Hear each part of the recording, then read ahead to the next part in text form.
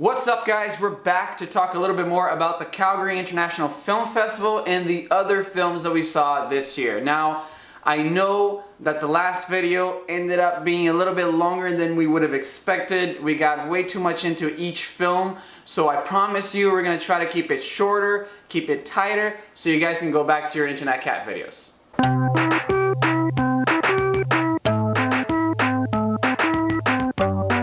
So for the third film that we saw was a Small Town Crime.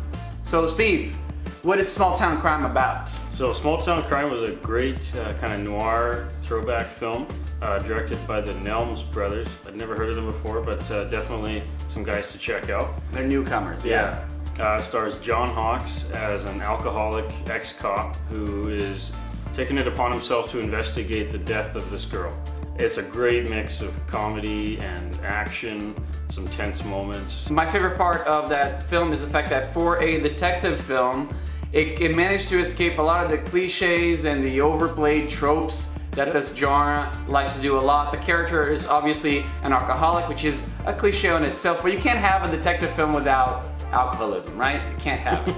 But the film, even having a cliche like an alcoholic main character, you don't have scenes like him pouring alcohol down the sink when he's trying to like sober up to solve the case. It kind of just like, it does away with that, so I like that about the film. Yeah, and what I really appreciated was all the characters are very interesting, really well-rounded, and they managed to put together a really good cast. So the first character I wanted to mention was a hitman played by Jeremy Ratchford. He does a really good job.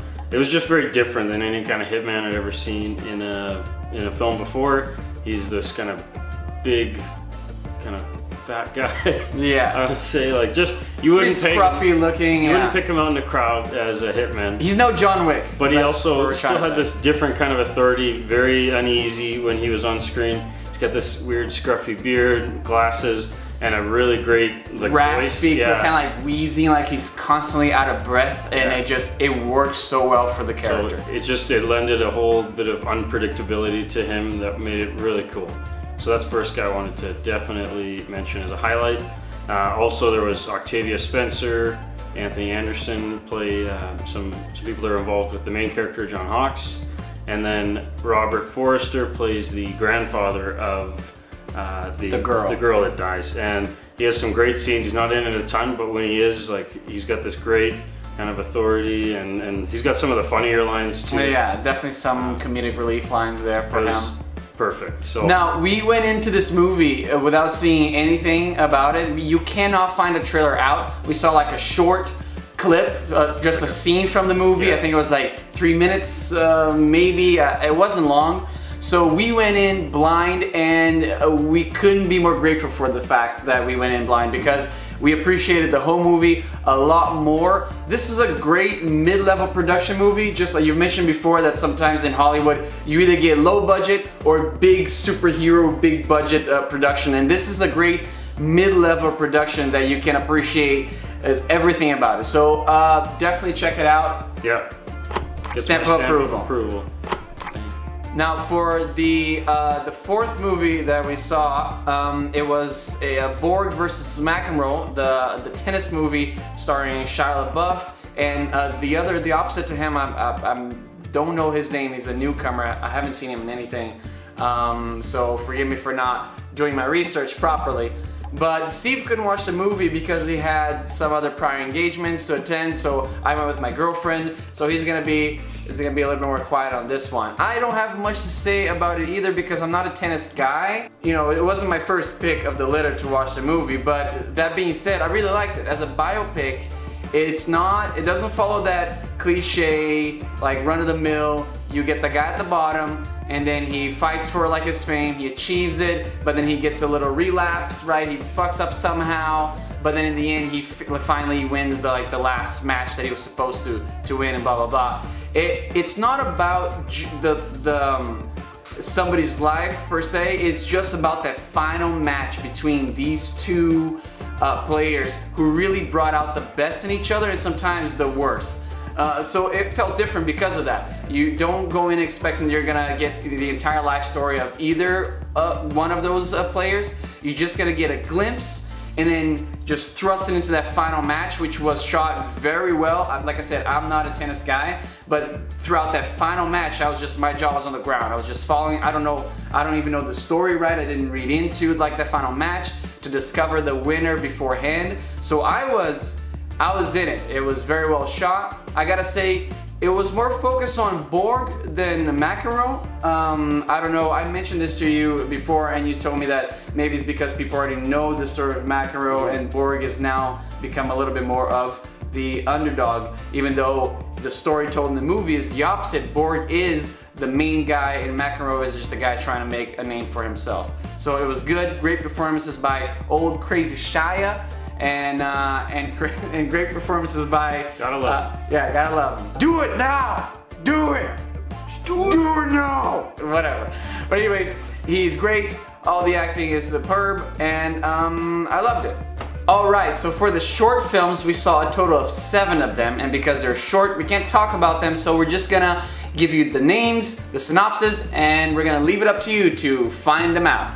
So for the first one, we saw a documentary called Afterlife, which was about people working in a funeral home, and that was actually pretty interesting, pretty cool. Yep, cool visuals in that one. Next up was DeKalb Elementary, which deals with a potential school shooting situation. It was very tense. It was very tense, and a great short film well at that. done, yeah. The third one was a Lego stop motion animation, which I loved, called The Legend of the Bunny Phantom. It was really funny. Yeah. Those guys were great. Yeah. And then the fourth film, definitely a standout, was called Breathing Through a Straw. Kind of more of a dramatic one, deals with personal loss, personal tragedy, loneliness, and at the end, redemption. It was a very powerful short film. Yeah. A lot condensed in just like 10 minutes. And then we also saw another animation called Skin for Skin about the fur trade in colonial Canada. It was really great. The visuals had everybody in the audience just with their jaws dropped. Yeah. It was excellent. And funny thing is that the animator for Skin is a mentor of the guys who did Legend of the Bunny Phantom. So they got to compete against each other for best short film. That must have been cool for them. Yeah. And then we had State of Emergency. Motherfucker, which starts with already a great title. It's a great comedy, a great satire on a personal invasion of privacy, especially within minorities. A little bit of fear-mongering with terrorism. Everything is compiled into this one quick, very funny short film. Yeah, and then wrapping it up was Fix and Release, which was another documentary that looked into turtle rehabilitation at this place in Ontario. I like turtles. I like turtles. But jokes aside, it was a great documentary. Some images were heartbreaking of some of the turtles going through their rehabilitation process after being run over by cars on the road. If you're squeamish for animals, maybe you want to avoid it, because the person right next to me at the theater definitely was, and she didn't look at the screen for like, I think, half of the short film. So keep that in mind. It's beautiful, but kinda crushes your heart a little bit.